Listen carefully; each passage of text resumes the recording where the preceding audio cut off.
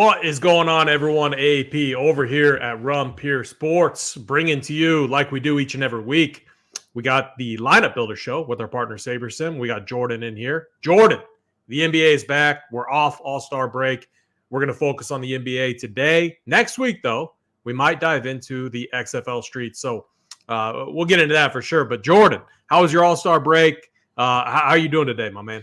I'm good. It always feels kind of long. I can't go that long without NBA, especially during this time of year. It feels like every day waiting for NBA to come back is a long stretch. I was playing a little NHL here. Did the show with Mangone last week talking puck.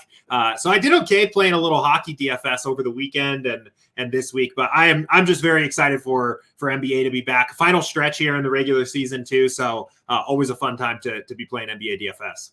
Yeah, this point in time in the season, I think is a lot of fun because you're going to have teams positioning for the playoffs, and then you're going to have teams that are tanking. And one thing that I think that we do a really good job of is understanding which teams are which, who is fighting for playoffs and who has shipped it in and who isn't. And what we can do is we can leverage that knowledge, and we can use your awesome tool over at Sabersim, the optimizer, to give us an advantage. So it's a perfect, absolutely perfect thing. What we're going to do today, first off, if you can, hit the like button, hit the subscribe button. Helps us out a ton over here at Rum Pier Sports. If you want to sign up, if you're not a member, I got a code AP15. Use that 15% off your membership over here, Sabersim included. What we're going to do, I got a lot of questions over All-Star break about process, how to use Sabersim. And I was just like, you know what? We're going to go back through that in Thursday's show. We got a nice 9-game slate tonight, really good matchups. It should be an awesome slate. So let's go step by step. Let's start with our base build, and let's then work to adding in some bias. And we're going to, take everyone through this process. So I know if you're, not new to the show, this is going to be a little redundant, but Jordan, take us through this base build that you and I personally always run. It seems like, it's kind of our step one. Yeah. Yeah, I think this is a great tool to get started, right? I mean, you hit a slate for the first time. We've got 9 games tonight here. You've got player projections, you got ownership, you got like stat projections over here, the team totals. It's just a lot of information here to just like process when you're first getting started, sitting down to research the slate here. So I always like starting with this base build here. What we do, we set the settings to the cache settings here, which is basically just building us the top optimal lineups, right? Using the average projections, top lineups in the pool here. And I think this is just a good way to get familiar with the slate, right? Who are the best plays? Who are the guys that are really popping here in the cash builds?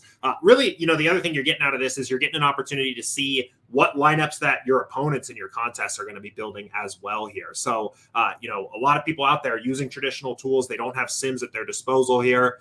This is what their lineups are going to look like unless they start, making adjustments for ownerships and things like that. So we'll get a cash build going here. I think, 100 lineups or something like that is fine to work with just to get us started here. Going a little bit slower than I'm used to here today, but we'll give this a moment to build. I just think this is a good way to get familiarized with the slate and get started there. Yeah, so coming off All-Star break, this kind of for me is a first look. I got the heat map up. I've done the flow chart. Obviously, the grades in the heat map aren't done yet. And what those grades are is I go game by game, matchup by matchup, and I kind of jot down, like basically I'm using that as the base of my process, kind of the foundation.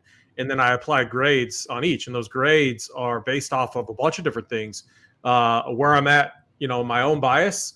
I also factor in ownership. I factor in industry-wide projections. I factor in a ton of things. And my end goal is trying to highlight the best possible plays that are going to help us get that cash at the end of the night.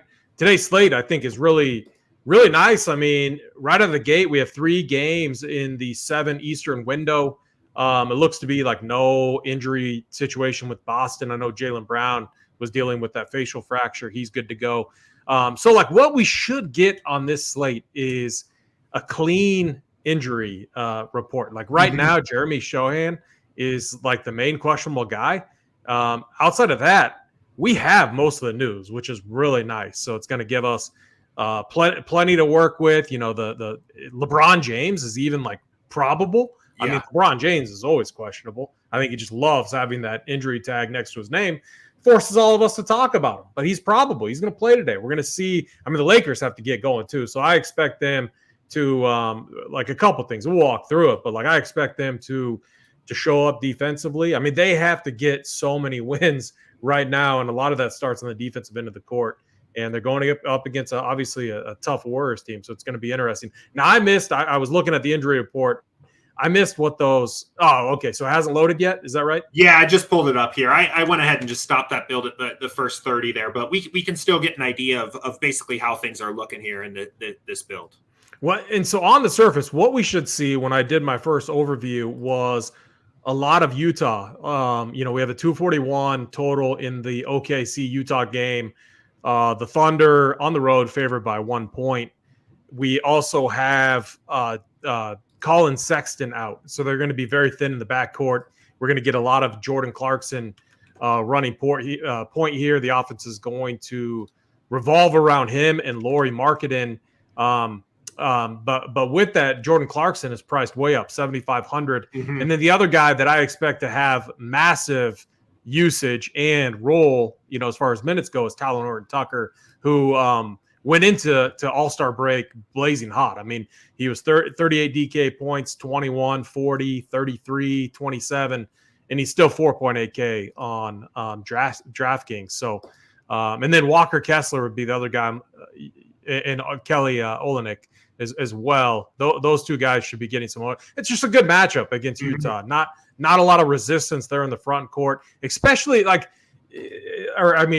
OKC. OKC is like weird. One issue, so like when I do the flow chart, some of these situations are trickier because OKC I always think of as like, oh, this is a easy print spot for bigs.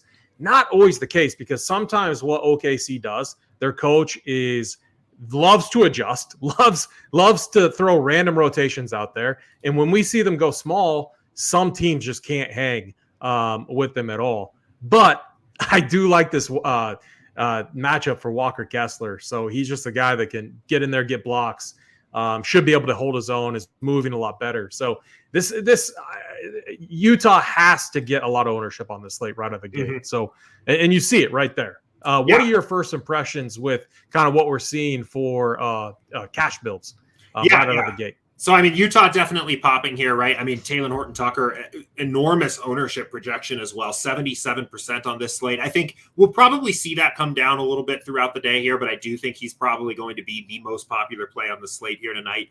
It's interesting you mentioned Clarkson and Lauri Markkanen here. Not as high on the ownership projections here and not even popping that much in the optimal build. So jumps out as a potential leverage spot right away here. If the field's going to get a lot of their exposure to Utah through the value guys here, THT, Kessler, Olynyk, those guys, might be a bit of an opportunity to get a guy like Clarkson or Markkanen in your lineups where clearly they've got the upside there. Maybe a little priced up here, but you're talking about the usage from Sexton being off the court. Might be a little bit of an opportunity to play Utah guys, play those good plays there, but get a little bit different. The other situation that does jump out to me, I was looking at this here earlier as well. I do think Portland's going to be pretty popular tonight. Simon's out with the ankle sprain, so Shaedon Sharpe at 3.8, even Jeremy Grant 6.9 here, all probably going to be pretty popular plays. Another situation where kind of similar to what we had with Utah, where I don't think Dame is going to end up soaking up much of that, probably mostly because people are going to find it pretty easy just to get to Luka tonight. So it's a situation where Simons comes off the court, vacates his usage. If people go the route of, just getting a ton of exposure there to the cheap Blazers, might be an opportunity to get some leverage there with Lillard. So an interesting spot there. So this slate sets up so perfectly for what we were talking about before the show. One thing that we've wanted to do, like one way that I use Saber is like what you can do is you can see from like a roster construction standpoint what builds are likely to be optimal. Like at what point does like a double, just for example, hypothetical, like at what point does like a double stud build work? Well, if you have a lot of value, and if that value is in the right positions to where, like from an opportunity cost standpoint, you can spend up at guard and spend up at center, and then you have free value at small forward, it's more likely that a two-stub build is going to be optimal. But on some of these slates, especially these slates coming up, where teams are healthy, where they're fighting for the playoffs, you're not going to get a lot of chances like that potentially. And so what you can use Saber for is adjusting projections. And sometimes it's like, man, like Colin Sexton, maybe we bump him up and he's still not hitting. There's a reason he's not hitting. It might mean he's a bad play, even given the situation. I love using Saber for that. And I'm telling you, like if I pull up my old builds, sometimes you'll see like 18 to 20 different builds ran. And what I'm doing there is like Luka. Okay, I'm going to bump Luka up 4 points. What's that do? Why isn't he hitting? Oh, I'm going to bump him up another 4 points. Is he still not hitting? Well, maybe Luka's a bad play. Maybe he's a bad play because there's other better plays for cheaper at the same position. So like you can get a really good understanding of, and I always refer to like opportunity costs. You know, like if you're overlooking a play and what's the you know, cost that you have to give up to bring in that opportunity. So I think we can run through that and do that today. I mean, what are your thoughts on that? Like bumping up and down players. Like so today, right out of the gate, like my example would be that I would want to mess with right out of the gate would be Damian Lillard and Colin Sexton. Like at what point do those two guys start to hit lineups? And then it's you know, taking the slate from that standpoint. Yeah, I think you mean Jordan Clarkson, right? Jordan Clarkson. Yeah. We'll say Colin Sexton. Yeah, Colin Sexton, Jordan Clarkson. He's Sexton's probably not going to show up no matter what we do here tonight. Yeah, he's not. He's a bad play. He's definitely a bad play. So in that one thing I meant, can you go back to that cash build real quick? Yeah. So our highest owned player, just for a mental note, was Talon Horton-Tucker, right? Okay. Followed by Luka, which is interesting because Kyrie's playing. And so we get Luka, Kyrie, and my one in Dallas favored by 14. Is Luka gonna play 4 quarters against the Spurs team? I don't think so. And so that's where I'm starting to look. Dame right there is naturally a really nice pivot because we know. I mean, they're you know 6-point dogs. I have a greater feeling about that game staying closer. So this is going to be really interesting. You know, bumping up and bumping down these different players. Let's just run a tournament build real quick, and then let's start to mess with the projections. Yeah, and I think this makes a lot of sense, right? So we've run the cash build here now. We've got a sense of just what the slate looks like as a whole. Now, when we run this GPP build, which I'm just going to do here, we'll put it here at the standard settings. We'll build 1,500 lineups. Now we're going to use the Sims, right? Who do the Sims like? Who's jumping in individual play-by-play game outcomes for what could actually happen on the slate here. So one thing you'll probably notice right off the bat, we'll probably be quite a bit more diversified here. I don't expect to see as tight of a core here at the top. It depends on how the value looks like on that slate, but it gives us a framework here to work with from the rest of our build. So still a lot of THT popping here right at the top, but it does smooth out a little bit more here across the board in this GPP build. And the other thing too is, you know, if you're sitting there and you're like, okay, THT continues to hit on these builds, even when we run a tournament settings, just like the opposite, it means he's most likely a very good play. And someone with, even though he's going to be 50% owned in the NBA, I don't have a problem just locking that guy in and moving on. We know we have a good idea that he's going to get an increased role here. He has already since you know, coming on board. Even though he's come off the bench, he comes in, he gets higher usage right away because he's running that second unit. And now with Sexton out, you know that usage is just going to go, the usage and minutes are going to combine. So just like before, it's I would say, all right, Talon Horton-Tucker, a very good play, a play that we can just get overweight on, lock in, you know, depending on what your strategy is, and then move on. Now it's, you know, now we look at the studs. At what point does which stud hit, you know, based off what projection? So is there anyone else? So looking at the Portland side, Jeremy Grant is back. The price tag is pretty nice. The matchup is obviously really nice, a 241 total. One other thing to track, the first part of, actually we're well past the halfway point in the NBA season. We're actually like in the fourth quarter, I think 28, 29 games left, something like that. And one thing that I'm going to keep an eye on, you know, kind of my history in the NBA is just tracking totals. I used to bet totals all the time with a good buddy of mine. One thing that I'm going to be looking at right now is we have so many high totals. we're going to see some of these games like Warriors-Lakers. I would not be surprised if that game played a little bit tighter, mainly because the Lakers are going to be forced to play some defense. Portland-Sacramento, I would not be surprised if that game played a little bit tighter. I still think defensively wise, you could see some struggles there, but Portland does have a couple of defensive pieces in there, mainly Thibault, Grant being back really helps. They should struggle against Sabonis, though, down in the paint. So some really, really interesting spots, some spots that you can correlate very well. But we can, right out of the gate, like Lakers Warriors, I would probably be under on them tonight because the Lakers are healthy. LeBron is going to play. They already announced their starting lineup. It's going to be D'Lo, Malik Beasley, LeBron James, Jared Vanderbilt, good defensive piece, Anthony Davis as starters with Schroeder, Rui, and Reeves being the primary guys off the bench. And then I think Troy Brown will mix in a little bit as well, maybe Lonnie Walker. But, I mean, the Lakers are going to see what they got. And Vegas sides with them. I mean, they're 5-point favorites tonight. But I'm under on that situation. I am. There's better spots to attack. Then going to Dallas. Let's pull up Dallas real quick because this is a Flowchart spot.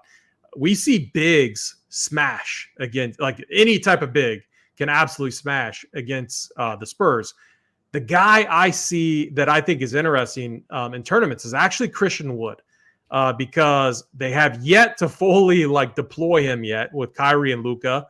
And, Dwight Powell is going to be in there. But Dwight Powell is more of if Luka gets the pick and roll going, that's how he gets value, or if he grabs a ton of rebounds. He could grab a ton of rebounds here, but honestly, I just see the Mavs just pouring it on. They're going to pour it on in any way, shape, or form. And I could see Christian Wood in 24, 26 minutes absolutely producing, putting up a big number. So, I'm going to, for in tournaments, 7-1 on the surface, he looks way too expensive for sure. But in tournaments, large field, I think he's interesting. So he's one I might get a little bit aggressive. And I might actually bring Luka down a little bit, a couple points. And then I might bring Kyrie up a couple points because those points aren't going to go anywhere. They just have to be redistributed, kind of in my mind. And then you click on the Portland. I think that was a game that we wanted to add some bias to as well. Yeah. Let's bump Dame a little bit. And then on the other side, let's bump Sabonis a little bit. So now we're targeting the studs. We're targeting some centers. Sabonis should be a phenomenal matchup for him. And then what was the other one? Utah, Jordan Clarkson. Why I keep wanting to say Colin Sexton. Jordan, let's get aggressive with him. Let's go 4.5, 4 to 5 points. Actually, you know what we should do? Let's say 75th percentile. That's what I was going to say. Yeah, I think these can be really nice, especially if you're not sure where to make that adjustment. I think just bumping to the 75th percentile for guys you're going up to is just a really kind of nice, clean way of doing that. So yeah, I like that. Here's something that if I was a member, I always think about this. How would I build? What would I do? One, I would watch the content, read the content, and I'd probably have someone I follow, and I would stick with that person. We'll use Big T as an example. Big T on the Up to Lock show, he's going to go, or JSU, they're going to go through their takes and they're going to give their stance. If he has a reaction where he really likes a guy, thinks he's a good tournament play, pull up Sabersim, look at the different percentiles and say, okay, I'm going to go 75th. I'm going to go 85th. I want to get very aggressive on him and use that to help you with your bump. Oh, Big T really likes this guy. Let's look at what Saber has a 75th percentile outcome at. Let's move it to that. Let's rerun the builds. Let's see where that person lands. So that's a great, easy way to use the content and then also, apply it into Sabersim. Yeah, I love that, right? And it's the perfect example of taking the RPS content and then combining it with the Sims here, right? It can help you kind of answer those questions of where should I adjust this guy to? I know we get that question on our end all the time. And I think that it's just a great tool here using those percentiles. Let's also, with Utah, we know Utah is going to be chalky, but we're kind of flipping this is the other thing I like to do, flip the script. Yep. We know the value guys are going to be chalky. Kelly Olynyk. I mean, there's people pronounce it many different ways. And then Talon Horton Tucker, we know they're going to be popular, but we already decided, I decided THT would be kind of a lock, so let's leave him alone. let's bump Kelly O down. Let's just say he has a 50th or somewhere between the 25th and 50th percentile outcome. And then let's redistribute those points. Their points aren't going to go away. They're going to be there. They have to get redistributed somewhere. Let's say Lori and Walker Kessler are the guys. Let's put them at the 75th percentile and see where they hit. This is another thing that you can do with chalk spots. Like you could even do it with Talon Horton Tucker if you want, but honestly, I think he's just a strong play anyway. Mm-hmm. So, but let's flip the script on. Let me look to see if there's any other spot that we should be going. Just on the surface, when I was looking at pricing, I thought a few things were really interesting, and I thought that we could see some popular plays that are probably not good plays. Which is if you highlight Philly, Tobias Harris is 4-9. Tobias Harris is a name, but honestly, he is like the third and fourth. He's probably the fourth option, to be honest, on this Philly team. Now, if you listen to this, you think I'm crazy.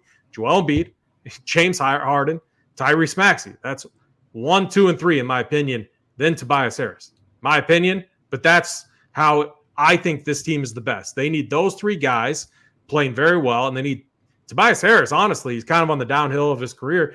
He's got to play. He's got to be a 3-and-D guy. And then if one of those guys go out, he's got to pick up the slack. But I was thinking that he would project very well, and I think he's a bad play. I want to see him somewhere between the 25th and 50th percentile in this matchup. And then I do love this spot for Embiid. Let's put Embiid at the somewhere between 50th and 75th. I think 75th is honestly, you could put 75th. He's probably going to hit at a decent rate, but 63 is good.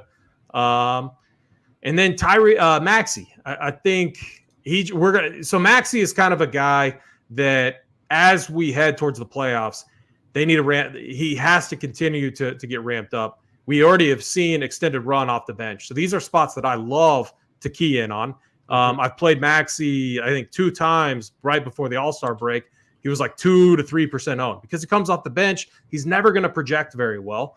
These are shots I love to take in tournaments where I just know it's a guy that has to be a key guy for them going towards the playoffs. So Maxey, I would, let's bump him to like 30.3. That's 75th percentile. Harden, we can just leave alone. Those two I probably wouldn't play together would be my one take. Is there any other? I think the Orlando and Detroit. I think pull up Detroit actually. So this is another unique spot. Dwayne, Casey, notorious for playing a ton of guys. Detroit's out of it. They stand no chance. It looks like Wiseman is going to be a guy that they want to give 21 to 25 minutes to. And we know he can produce. I don't mind this matchup for him. Maybe we bump him up just a little bit since he's a punt value. Maybe we take him to 22.5. I like that quite a bit. And one thing you can do there just on that point, especially if you're looking at the minutes here. So I got the minutes column here on the right, and you think that the minutes are off. You can kind of look at how is he projected for the minutes we have. So we basically have him as exactly like a 1 point per minute guy. If you think, maybe 22 and a half, maybe upside is 25 minutes, low side is 20. This is basically saying I think he has the chance to play some more minutes here at the same point per minute rate that we've already got him here. So that minutes column along with these percentiles can be another tool at your disposal there to make some of those adjustments. Yeah. Do you know? So we have a good question, Josh Gilham. I would assume that the THT projection. Do you know if it's you guys are assuming he's starting or just it's? So you can. That's another thing that the minutes column can be useful here. Is we'll pull up Utah here and sort by minutes here. So we've got him for 32 minutes at the moment here.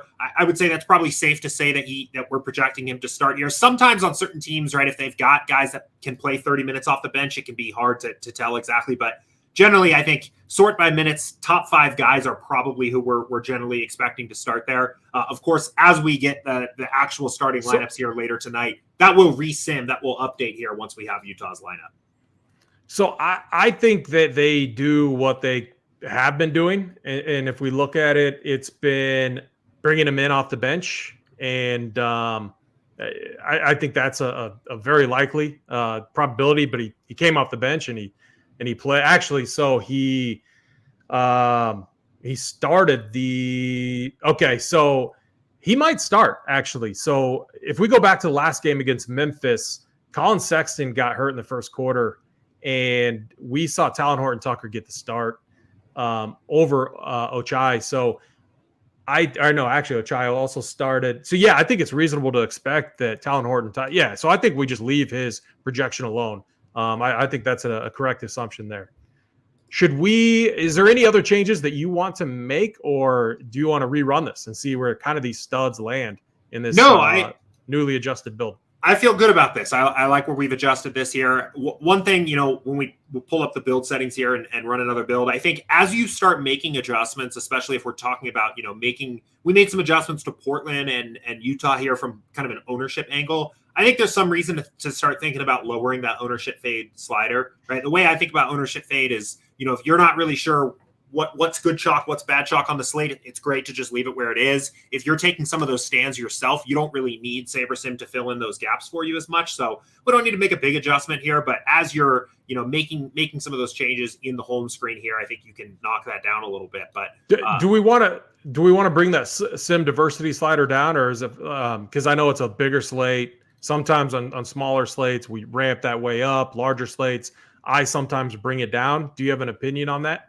I personally like it at a higher setting. I use it at a pretty high setting for all sports. We made a change to this here during the football season to the sim diversity slider to just make it do a lot better job of picking those high upside sims out of the options for us here. So I lean towards the side of leaving this high. I've never felt like I've ran a build and I look at it and I think, oh, the sim diversity was too high. I definitely think you can go a little too low here. This is the primary differentiator of what makes Sabersim different compared to other tools out there. So I like it high.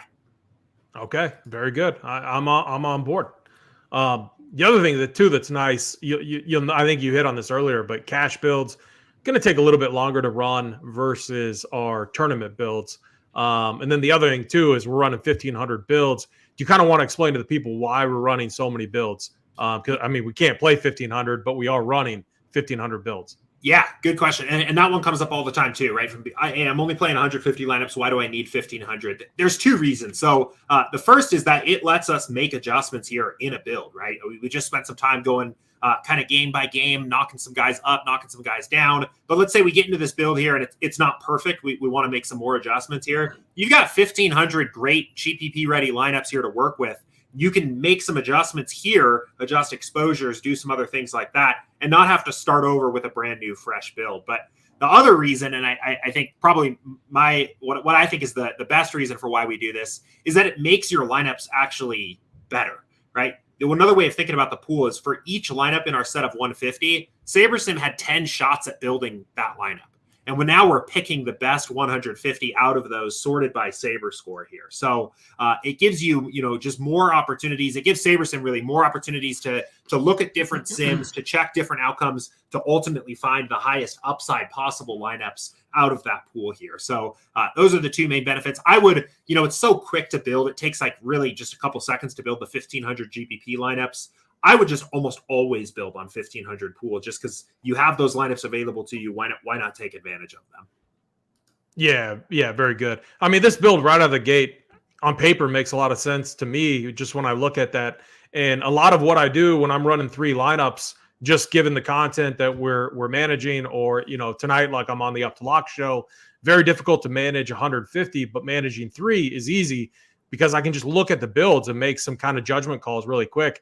Like on the surface, this one right at the top is really nice. We're getting these elite plays from Utah and from Portland. We established that those are going to be a source of solid value. We get Embiid in a good matchup against Memphis. Memphis, why is it a good matchup? We've seen bigs do very well against them like the entire time that Steven Adams has been out. So it's a matchup that we can exploit. We can do it with one of the best bigs in the league, in Joel Embiid. And then Killian Hayes is really interesting as well. He should get ownership. I will say this is another Dwayne Casey spot. Keep an eye on the starting lineup here. Yeah. He's been messing with it quite a bit. If we got an Ivy Alec Burks starting lineup, you'd probably want to make an adjustment there. But I do think Hayes should start. And the one thing that he's doing, he's fighting for a role, a job, in my opinion. he's done a decent job at running the offense, trying to create assists for his guys. And the matchup against Orlando, I think, is a decent one. It's one that we can also exploit. So I don't mind Killian Hayes in there as well, just right out of the gate. So on the surface, I do like what I'm seeing here. But I'm always going to be looking at how can we get different? What can we do? Why isn't like Damian Lillard hitting? Like, do we want Dame in there over like a Shaedon Sharpe? The other thing I would ask myself is it okay to play both of those guys? Another thing I would ask myself, we have Talon Horton-Tucker at the shooting guard position. Is guard loaded? That's one thing I use the heat map for, trying to identify, okay, how many good plays, solid plays, or core plays are in the guard position? Should we really waste a shooting guard spot on Talon Horton-Tucker, or should we move him to the small forward spot? So those are all things that are going in the back of my head. Can you go back to, I just wanted to see what our overall exposure was, like our highest owned. Yeah. So Embiid, all right. So the other thing too with Embiid, maybe that might mean Embiid is going to be a good play on the slate. Like, we bumped his projection, not even to the 75th percentile outcome, right in between the 50th and 75th. And he's hitting at a 78% clip using GPP settings. How would you interpret that? Yeah, so I mean, there's a couple things that you can look at here. One thing that I do like to look at is the pool exposure as well, which will kind of show you here how much Embiid do we have in our entire pool of 1,500, right? We can think about this pool as being viable options for the slate.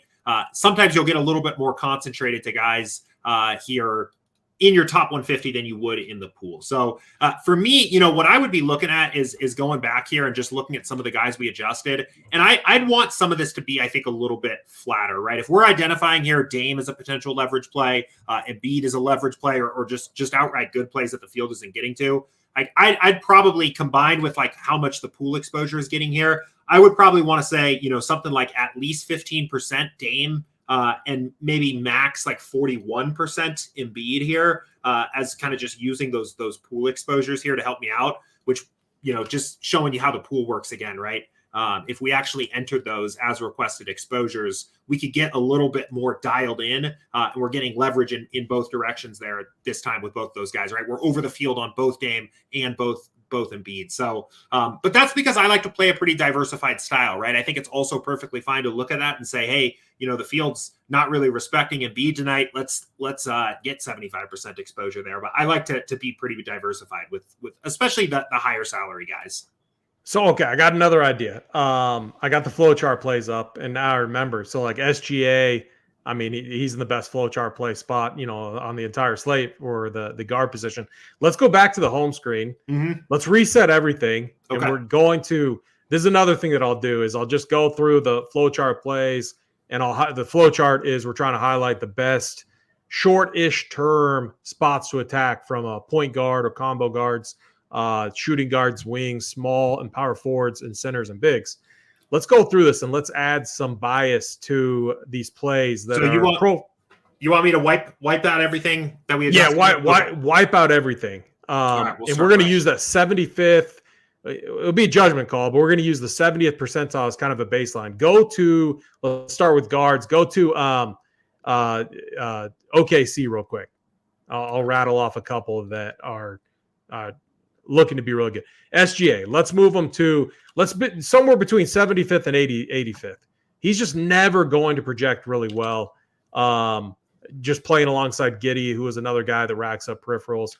Let's go to the Jalen Williams and put him at his 75th. So Jalen Williams, Utah ranks 29th against power forwards, which is the spot that he plays. Sometimes if they go small, he can play big. A lot of different things they can do. But I do think Jalen Williams, the other Jalen with a Y, I think he's going to start and play here. So let's just go to the other side of this game. Because we got Jordan Clarkson is the second best spot. So OKC 28th against opposing guards. Let's bump him. Let's get him more aggressive because he didn't hit at the 75th. Let's go 85th, 44.8. And then let's go Walker Kessler. Walker Kessler. Walker Kessler is a border. He's close. He's very, very close to being on there. Let me make sure there's no other OKC guy, Utah guys. No, we can move on. Go to Orlando. real quick. Detroit is just so bad against wings. It's a good spot for Franz Wagner. Let's give him a bump. The 75th percentile. He's going to be very low owned. I like him as a play in tournaments mainly. And then the next one we want to go to is Portland. So we can attack the Kings with opposing guards. So I got to adjust this. I have Simons in there, but he's not going to play, obviously. So Shaedon Sharpe and Damian Lillard. We already bumped Dame Lillard, right? Before that? Yeah, we gave him a light bump. So I think we only bumped him up a couple points. I've taken him here to a 75th, which is 61.5 here. I think he'll show up a little bit more at that projection. All right, very good. And then let's go to, let me make sure there's no other Portland guys. Okay, other side of this game. We give Keegan Murray a bump and then Sabonis a bump as well. I think using that 75th percentile or somewhere in between there is fine. Cool. And then go to the Spurs. Christian Wood. I want to get really aggressive with his. Let's go. I mean, I guess 85th is, yeah. 80, and I think 85th. He just might be a bad play. This is like a $15 play, maybe at most, like the large field stuff. Because look, he's going to come off the bench. They're not playing him a ton of minutes. He can put up a lot in a hurry. But the one thing that's unique about him, though, is his position at the power forward spot or forward spot. There's just certain builds where maybe he hits, and he's in a really good flowchart spot. We can go to Dwight Powell as well. Biggs just smash. Let's give him a 75th. There we go. And then let's go to Indy, opposing guards against Boston. Now Boston getting healthy. We got Smart back. So one of the problems in why I wouldn't get too aggressive with Halliburton's just because Boston does get Marcus Smart back. Jaylen Brown's going to be back. They're going to be a defensive juggernaut here shortly, not a team that we want to attack. There was a moment in time where we could. So like in short-term data, they're going to profile decently because without Smart, without Jaylen Brown, two good defenders there, defensively, they just weren't as good. But that's going to be a spot that changes. And then I like in the Detroit game, Isaiah Stewart playing the 4 spot. We can give him a slight bump against Orlando, 28th. And then, all right, so here's where we get kind of interesting. We go back to that James Wiseman play. Jalen Duren, he ranks 28th against Orlando, but we know that him and Wiseman are probably going to split minutes. That's what Casey said. He wants to see Wiseman. So I would rather be aggressive with Wiseman over Jalen Duren because we get a discounted, he's a value, he's 3,500. We get a huge discount off of Duren and, reducing our risk. And we know those two are likely to split minutes. So I kind of like that move there. And then the other one is Kyrie Irving. So these shooting guards against the Spurs. I mean, you can play any guard against the Spurs, but I like the idea of bumping up Kyrie. I still think Kyrie, and we all know Luka. I mean, Kyrie's still a newcomer to this team. Obviously wants to prove and show out. So if anyone is going to ball out between the two, you got to think it's going to be Kyrie Irving. So I like the idea of bumping him up a little bit as well. And let me see if there's any other Zach Collins against Dallas is another one that I like. So Zach Collins, 5,600. Biggs against Dallas is something we can do. Also, I would bump up Charles Bassey. I think Bassey, really interesting. He's a tournament play, but this is a guy that can produce in limited time. He's 3.3K, more of a tournament play only, but I think he's really interesting as well. So, and that's where it's like the difference between tanking teams and teams that are trying. A tanking team and the Spurs, they're more likely, in my opinion, to give a guy like Bassey more run, especially off the bench and stuff. Those are things that projections are not going to account for. It's more of a field play. So I like that in tournaments, though, especially at this point in the year. And at the discounted price, if Bassey goes off, which we've seen him do a couple times, I mean, it could be a difference maker in tournaments. Yeah. Let's run this, but let's run it. I want to dial back that sim slider just a little bit, like maybe to 5, 6, or 5, and bring everything down just a little bit since we're adding that bias to the projections. Cool. That sounds good. Yeah, I did. One quick thing I wanted to note real quick before we run that. So you mentioned Kyrie, right? One thing that I think you can use, especially if you're going through, you're taking some of these stands with the heat map or the flowchart plays, is these correlations, especially if you want a little bit of an additional edge on some of these stands you're taking, right? So if you're bumping up a guy like Kyrie here, you click his name, you pull up the correlations. Obviously, his biggest negative correlation is to Luka, right? Hardest for these two guys to have big ceiling outcomes in the same game. I think that can give you a little bit of a reason to just make like a small adjustment to Luka as well. And you can do this with any of the plays we just talked about, right? Especially the guys you're making big changes to. Who are they negatively correlated to, right? Should you go in and maybe look at that guy and knock those guys down a little bit here, just as a way to make sure that the game script you're talking about here makes a lot of sense. So I do like that quite a bit. But let's go ahead. Let's get this built here. Yeah, 3-3-5 looks good. I'm going to bring this back down just a tad as well, just because we're making some of those adjustments there. And let's see what we're getting.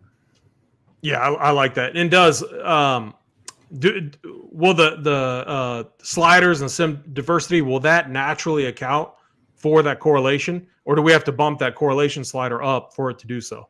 Yeah, that's a good point. So, I mean, the correlation slider is set at a pretty good value for NBA. The correlations are not that high. So I think 3 does work pretty good. I think if you start lowering sim diversity, it is a decent reason to maybe increase correlation a little bit here. Not a ton. I wouldn't go crazy with correlation. Low correlation sport compared to something like football. But yeah, if your sim diversity is coming down, I think that's a decent reason to increase correlation slider a little bit. Yeah, good question from Josh. Cole Anthony. I mean, the thing about Orlando is between Markelle Fultz, they're also wanting to give Gary Harris a run for who knows why. Jalen Suggs, he's been starting. He's been coming off the bench. He's been starting. He's been coming off the bench. And then you have Cole Anthony. A lot of mouths to feed. I think if Killian Hayes starts, you just go there. They play the same position. Would be a safer play. But randomly, from time to time, this is where if you're multi-iterating, it's fine. You could take a shot on Cole Anthony. But at 4-7, I would rather probably play Jalen Suggs because we've seen Suggs close. We've seen him close more often than Cole Anthony has.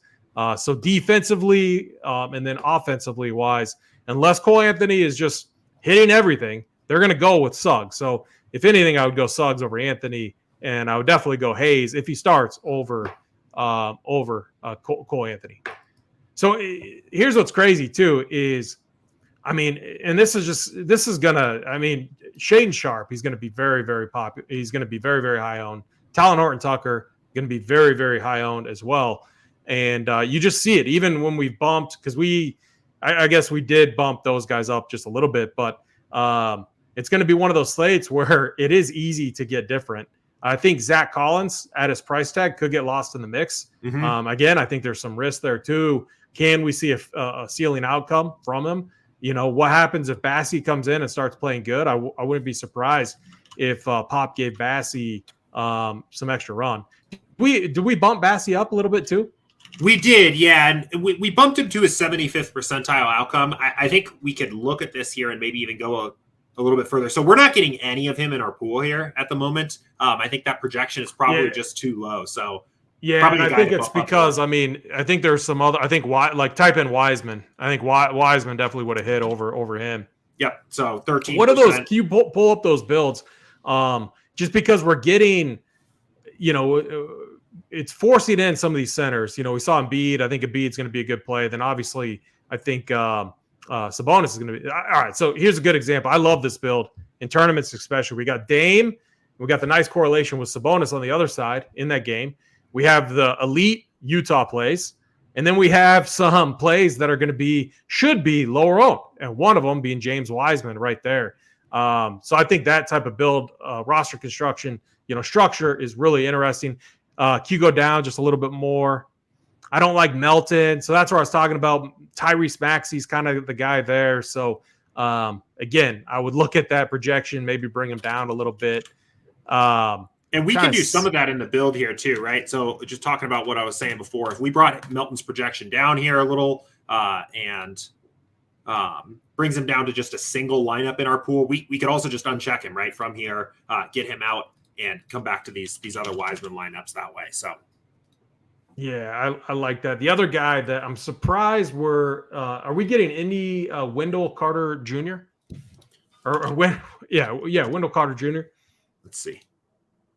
We are not at the moment here. He's another interesting one as well. Actually, like whoever gets Wiseman, like it could be Mo Wagner. Like Wiseman struggled defensively. Whoever gets that matchup could have themselves a day too. So these are other things that I do. They're not going like, I think it would be Mo Wagner. Again, he's not going to project in projections at all, but it's just betting on little matchup, situations that you could potentially get to where a guy could nuke. So those are different things that I look for at this point in time at the NBA season.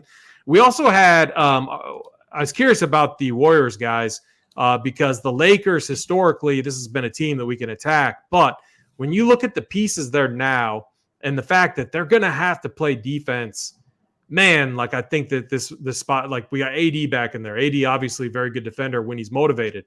Jared Vanderbilt, a very good defender. Malik Beasley can defend. LeBron, when motivated, obviously a good defender. And then D'Lo's, he's been a bad defender, but it's something that, I think he can they can shield him, then kind of hide him defensively with this new Lakers team.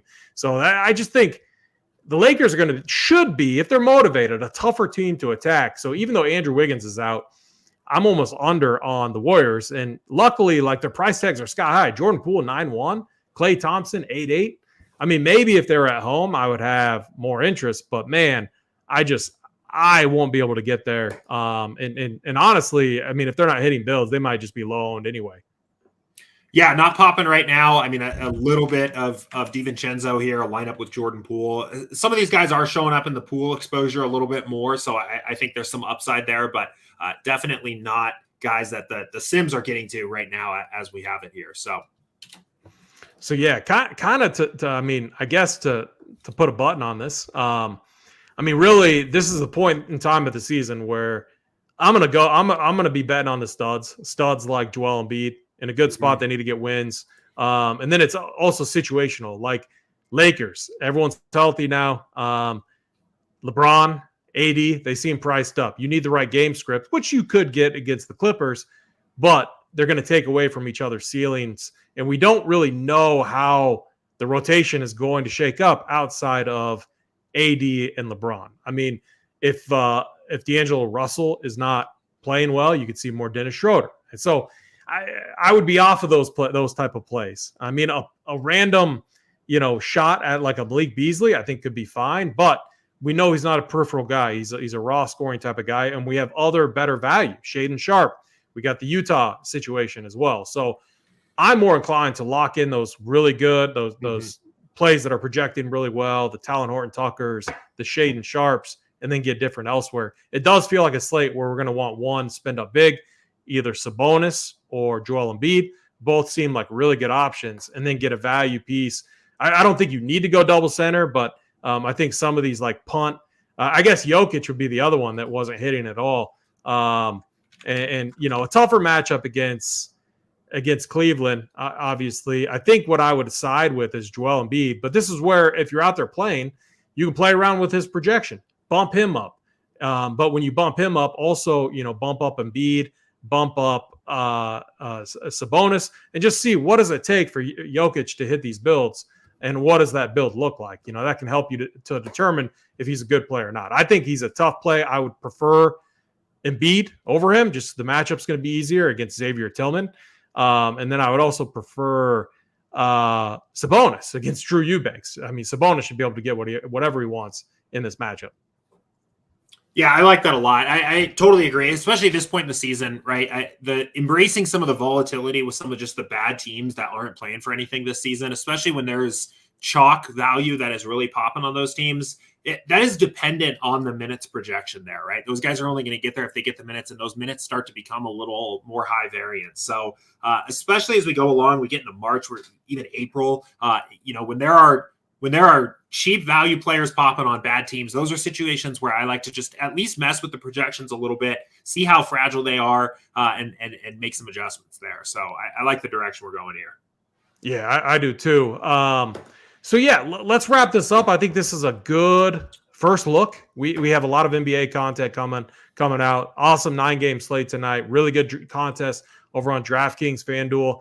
We got the Hardwood show coming up later. I'll be back on with JSU and Holden on the Up to Lock. And then I'll be back again for playback tonight if you want to get in there. And I'm going to do something special on playback. We're going to help dial in a late slate lineup on that show, I believe.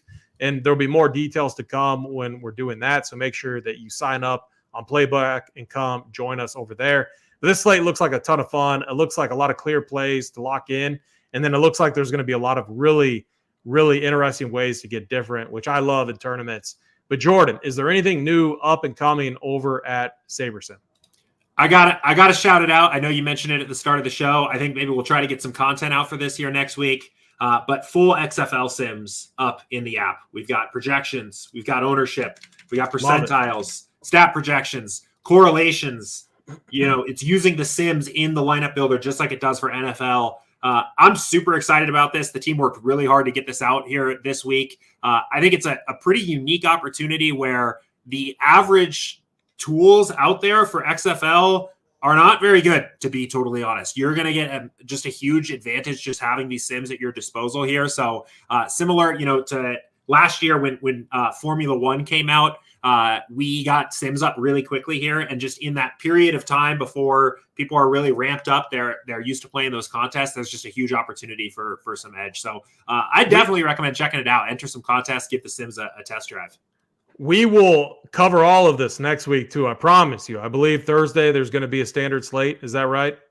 I think so. I don't know the schedule too well, to be honest. It seems like they're probably going to be doing this going forward here with the slate starting on Thursday, but I'd have to check the schedule. But, we'll have week 3 next week no matter what, so we'll have something to talk about there. Yeah, very good. Because Jordan brought this up to me about an hour before we went live, and I was not prepared. There's a lot of so what I want to do next week is there's a lot of new rules with the XFL. I want to get a better idea of these teams, and I think that's just going to be more valuable on how to use the projections, the sims, and everything with Sabersim in doing so. So we're going to cover that next week. I'm sure there'll be a slate. If there isn't on Thursday, whatever the next big slate is, we're going to cover that. Last question from Josh Gilhan. Neesmith. I think Neesmith, a fine tournament play there. He's been playing nice minutes as long as he's in that starting lineup. So, again, really fun slate. I'm pumped that NBA is back. As always, hit the like button, hit the subscribe.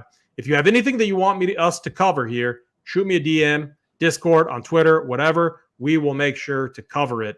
But, Jordan, I'm going to leave it at that. Fun slate tonight. I appreciate doing this with you as always. Like button, subscribe, and then promo code AP15. My last comment on that is sign up for a week. Use the code. Sign up for a week. Try us out. Right now would be the perfect time to do that because we're getting XFL. We're getting NBA. We got PGA going on right now. I love using it for PGA Showdown slates. So many fun things that you can use Sabersim and Rumpier Sports for. Use the code AP15. Jordan, do you have any final thoughts? No. Are things coming up in the future? That's what I always ask you at the very end. Things that are coming up in the future, even though you guys always have the goods for us anytime we ask, and I always appreciate that. Yeah, no, so big push to get XFL out. We were really excited about that. I'm pretty stoked to dive into that here tonight, build some lineups there. I think in terms of what's coming next, starting to shift attention a little bit more to baseball season, which is coming in hot here. Got the models guys probably working on that here, making sure baseball's ready for the new season. Obviously keeping everything dialed in for golf as we ramp up that season there. Even NBA still, 30 games or so left here. So definitely just focused on the models there. We do have some interesting projects on our end going on in terms of just the app in general. I don't want to, I think I said this last week too, I don't want to spoil anything there or give too much away, but basically big goals to just make everything a little bit more streamlined and easy to use. I know we do this show every week, answer questions, walk through the process, but I know it's easy for new people to Sabersim to still get a little bit confused sometimes on what they're supposed to do and what order and things like that. So hoping to streamline that as well. But yeah, that's kind of a quick look at what's going on behind the scenes here. You absolutely love to see it. We're going to leave you guys with that. I'm AP. That's Jordan. I'll get us out of here.